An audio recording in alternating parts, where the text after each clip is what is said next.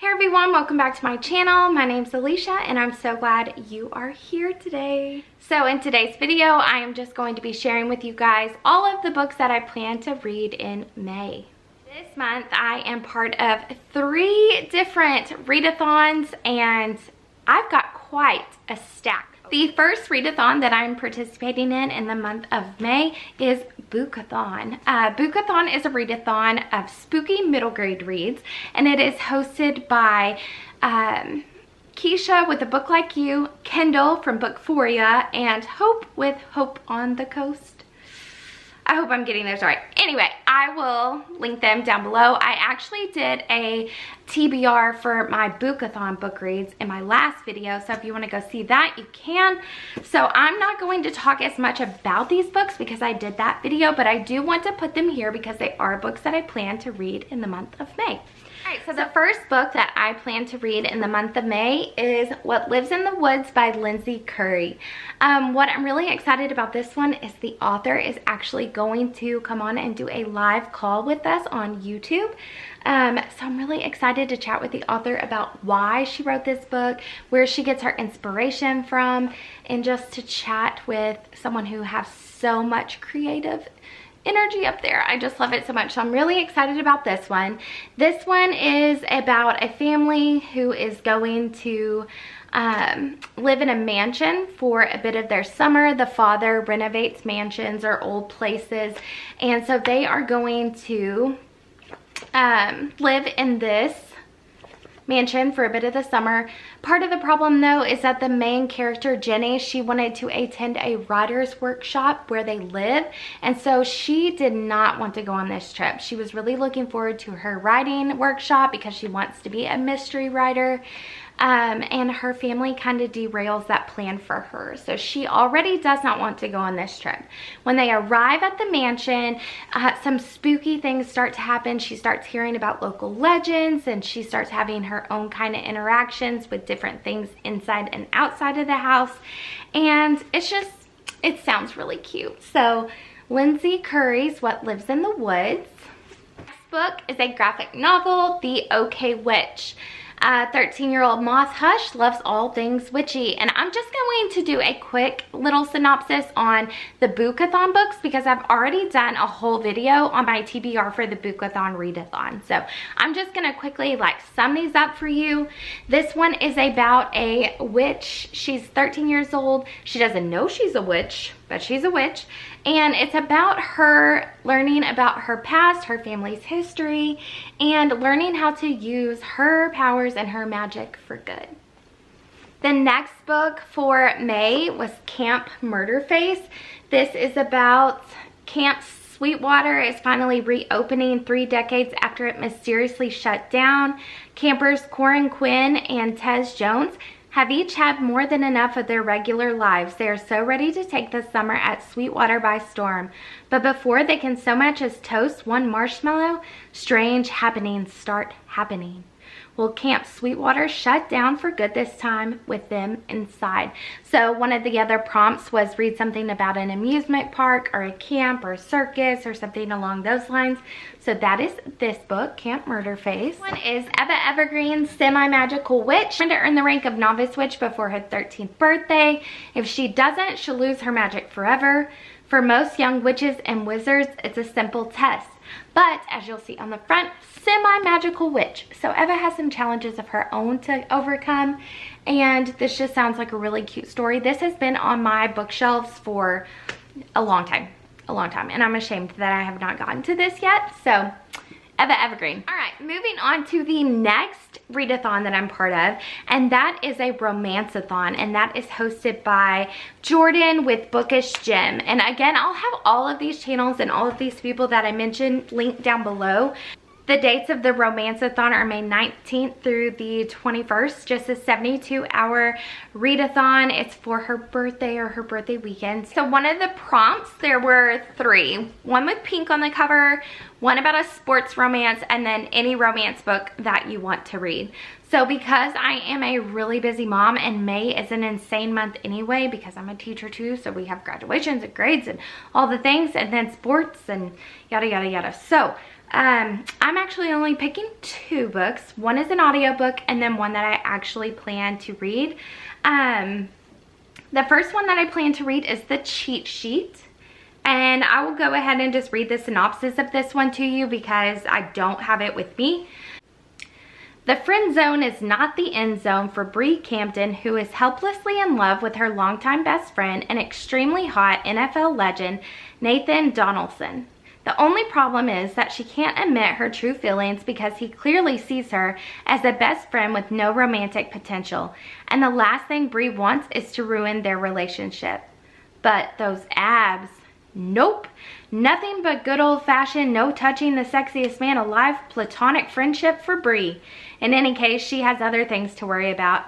After a car accident ended her chance at becoming a professional ballerina, Bree changed paths and now owns her own dance studio with big dreams to expand it. But one more rent increase could mean the end of the studio entirely. Then, as usual, Nathan comes to the rescue and buys the entire building. A stubborn Bree is not happy about it and decides to rebel with a couple, okay, maybe more than a couple, of tequila shots. Then her plan backfires as she spills her deepest, darkest secrets to a TMZ reporter. One viral video later, the world thinks Nathan and Bree are the perfect couple. Before they can really talk about her confession, Nathan's publicist proposes a big opportunity that could mean financial security for Bree. The catch? They have to pretend to be dating and in love for 3 whole weeks. What will happen when Bree gives in to the feeling she's been desperately hiding for so long? And could she be imagining that Nathan is actually enjoying it? Okay, so cute. I love a good friends to lover trope. I'm here for this. The next one that I plan to read, which I'm actually listening to as an audiobook, is Happy Place by Emily Henry. I absolutely love all of her work. Love her work. So I'm really excited about this one. This one is actually very pink. Again, picture here. But I'm very excited about this one. So again, I'll just read the synopsis here. Harriet and Wynn have been the perfect couple since they met in college. They go together like salt and pepper, honey and tea, lobster and rolls. Except now, for reasons they are still not discussing, they don't. They broke up 5 months ago and still haven't told their best friends, which is just how they find themselves sharing a bedroom at the main cottage that has been their friend group's yearly getaway for the last decade. Their annual respite from the world where for one vibrant, blissful week they leave behind their daily lives, have copious amounts of cheese, wine, and seafood, and soak up the salty coastal air with the people who understand them most. Only this year, Harriet and Wynn are lying through their teeth while trying not to notice how desperately they still want each other. Because the cottage is for sale and this is the last week they'll all have together in this place. They can't stand to break their friends' hearts, and so they'll play their parts. Harriet will be the driven surgical resident who never starts a fight, and Wynn will be the laid-back charmer who never lets the cracks show. It's a flawless plan if you look at it from a great distance and through a pair of sunscreen-smeared sunglasses. After years of being in love, how hard can it be to fake it for 1 week in front of those who know you best? And I've already started listening to this one because I could not wait, and oh my gosh, it's so good. So the last readathon that I'm taking part in for this month is a dystopian readathon. There are no prompts, and it's just as many books as you can in that dystopian genre. The dates for that one are May 29th through June 4th. And I found out about this one from Gabby with Gabbing About Books. So I'll link everything down below. Dystopian is not my go-to genre, so I'm excited to stretch myself here and try some new things. So let me tell you what I'm reading.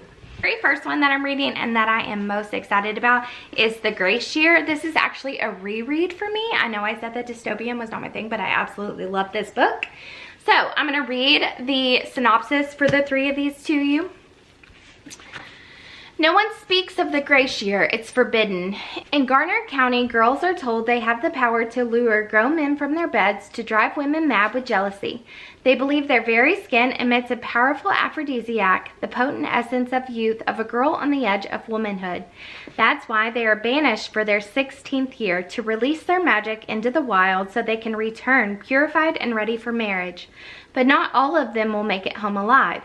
16-year-old Tyranny James dreams of a better life, a society that doesn't pit friend against friend or woman against woman, but as her own grace year draws near, she quickly realizes that it's not just the brutal elements that they must fear. It's not about the poachers in the woods, men who are waiting for the chance to grab one of the girls in order to make a fortune on the black market.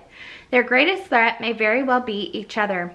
With sharp, gritty prose, The Grace Year is a story of survival and freedom, about fighting for what's right no matter the cost and finding hope in the darkest of circumstances. Fantastic. Fantastic book. I love this one. This one that I'm going to talk about, and honestly, these two may be the only ones that I get to that whole week, but this one is Sky. I hear a ton about this book, and I only hear great things. So let me read this one to you. Thou shalt kill. A world with no hunger, no disease, no war, no misery. Humanity has conquered all those things and has even conquered death. Now skies are the only ones who can end life, and they are commanded to do so in order to keep the size of the population under control. Citra and Rowan are chosen to apprentice to a sky, a role that neither wants. These teens must master the art of taking life, knowing that the consequence of failure could mean losing their own. They learn living in a perfect world comes with only a heavy price. It sounds so good. So I think there are 3 books in this series, and so my goal is to read all 3 over the summer, but I'm starting with this one during that dystopian readathon. The book that I would love to get to as part of that dystopian readathon is The Ballad of Songbirds and Snakes, and this is part of the Hunger Games series. I think it's actually like the prequel. So I think it's about snow. All right, let me just read it to you. It is the morning of the reaping that will kick off the 10th annual Hunger Games. In the capital, 18-year-old Snow is preparing for his one shot at glory as a mentor in the games.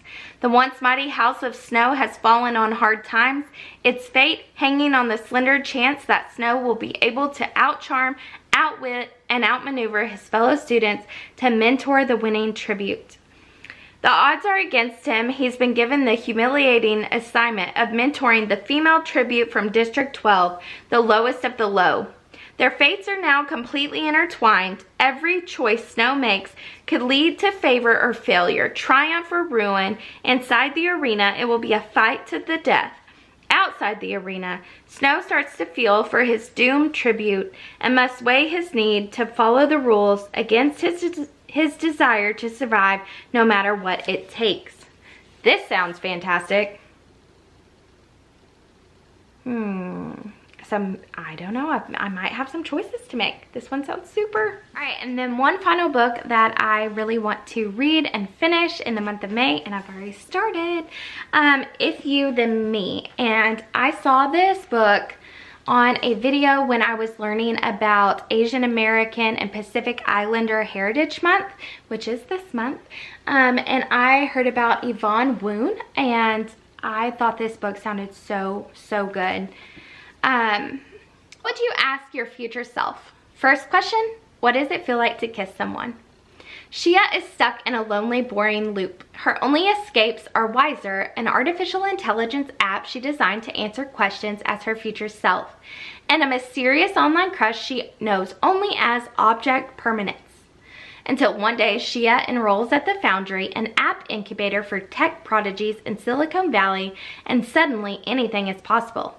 Flirting with Mast, a classmate also working on AI, leads to a date. Speaking up generates a vindictive nemesis intent on publicly humiliating her, and running into Mitzi Erst, Foundry alumna and Shia's idol, could give Shia all the answers.